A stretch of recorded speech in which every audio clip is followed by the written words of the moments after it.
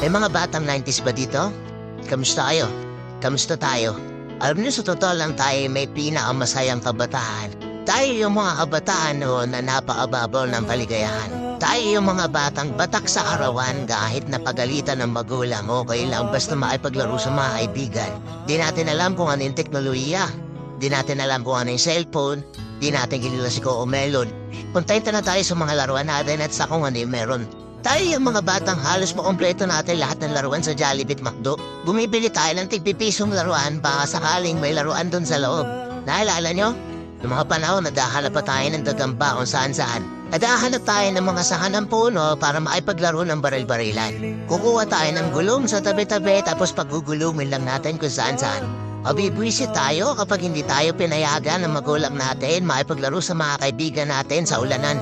Tayo yata yung mga huling batch ng mga bata na nakikipaglaro pa ng tagu-taguan. Totoo lang, di ba? Real talk. Tayo yung mga simpleng batch ng mga bata. Tayo yung mga batang napakasimple lang ng kaligayahan. Pero yung mga batang yun ngayon nagsilakihan na. Nandito na tayo sa tunay na hamon ng buhay. Yung struggle natin ibang-iba.